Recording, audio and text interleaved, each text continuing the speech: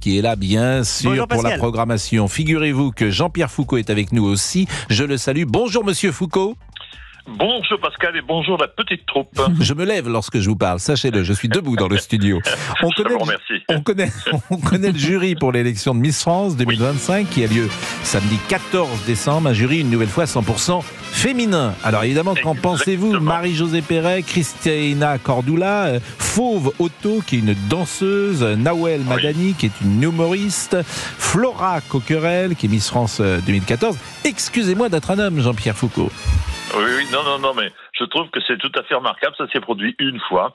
Et enfin, les jeunes femmes qui seront dans ce jury vont pouvoir décider, juger et poser une couronne sur la tête de celle qui sera Miss France 2025 pendant un an. C'est pas mal, non? Et Sylvie Vartan qui sera la présidente. Bien sûr, mais lorsque je vous dis excusez-moi d'être un homme, lorsque je vous dis excusez-moi d'être un homme, je suis un garçon, je trouve qu'il y a un peu de discrimination, si vous me permettez. Je ne pense pas. Je pense que vous avez tort maintenant. Maintenant, si vous y tenez, je peux éventuellement intervenir pour que vous fassiez partie du jury. Mais je pense que vous feriez tâche au milieu de toutes ces jeunes femmes.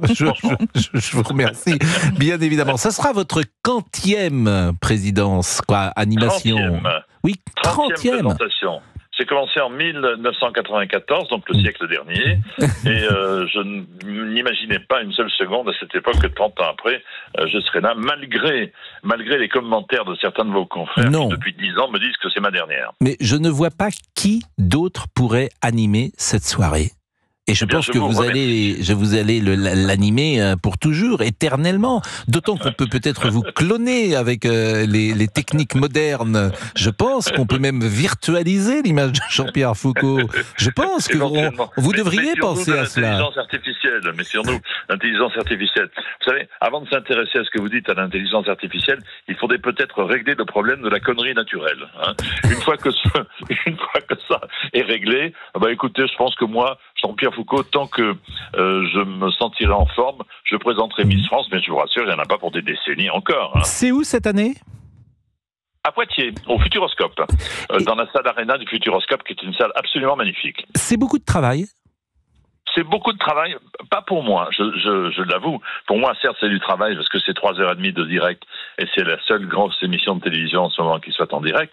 Mais pour les jeunes filles qui ne se connaissaient pas il y a 3 semaines, elles sont parties ensemble en Côte d'Ivoire, elles ont appris à se connaître, elles ont appris à faire des chorégraphies, et elles nous offrent un spectacle digne d'un des grands spectacles réalisés par des danseuses professionnelles. Et pour elles, je dois vous le dire, ce sont 3 semaines extrêmement difficiles, et elles nous offrent cette magie pendant 3h30 d'émission. Et quel que soit le résultat, même les Miss qui ne sont pas élus garderont un souvenir immémorable de cette cérémonie. J'imagine que lorsque toutes ces jeunes filles arrivent devant vous, ce plateau, vous connaissez bien maintenant cette émission, et forcément vous vous dites, je pense intimement que ce sera elle. Je pense que c'est humain, à chaque fois on doit un peu se dire cela.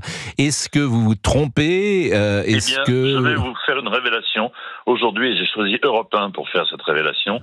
Je me suis trompé 29 fois. C'est vrai? Et donc... c'est vraiment vrai? Peut-être me tromper. Non, c'est vrai, je me suis trompé. Même, vous savez, même au dernier moment, lorsqu'il en reste 2, c'est moi qui ouvre l'enveloppe pour l'attendre au président du jury. Et en ouvrant l'enveloppe, je vois celle qui sera élue Miss France, et dans ma tête, je me dis, merde, tu t'es encore trompé. Et je donne l'enveloppe au président ou à la présidente du jury. Non, vous savez, moi, j'ai un complice dans l'émission, c'est les complices, c'est la prompteuse qui est à côté, j'ai la maquilleuse, le coiffeur, etc. On a tous un avis, et bien chaque fois nous nous trompons. Voilà, c'est comme ça. Qu'est-ce que vous voulez qu'on y fasse?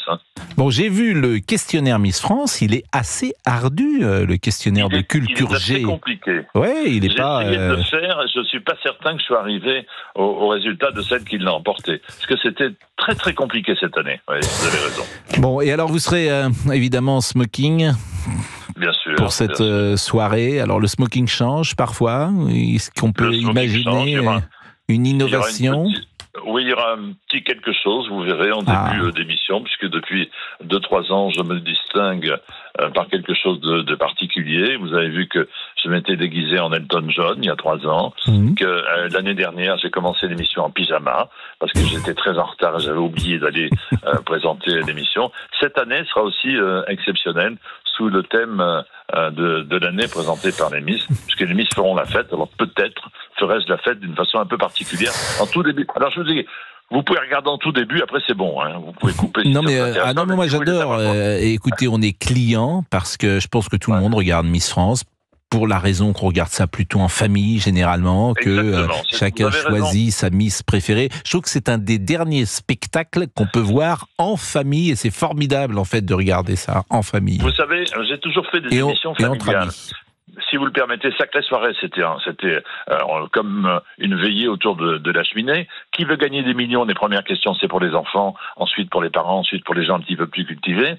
Donc, je trouve que c'est très très important, Miss France, que toute la famille regarde, parce que vous le savez bien, Pascal, à la fin de l'émission, il y en a toujours un dans la famille qui va dire « Tu vois, je te l'avais dit, j'avais raison ». Donc, il y a toujours quelqu'un qui a raison, avec un petit peu de mauvaise foi, mais il y a toujours quelqu'un qui trouve la Miss. Bon, c'est un bonheur en tout cas de vous écouter. Merci. Et vraiment, on sera là le 14 décembre. C'est sur TF1, bien évidemment. C'est à Poitiers, un jury 100% féminin, et c'est animé pour la 30e fois par Monsieur Jean-Pierre Foucault.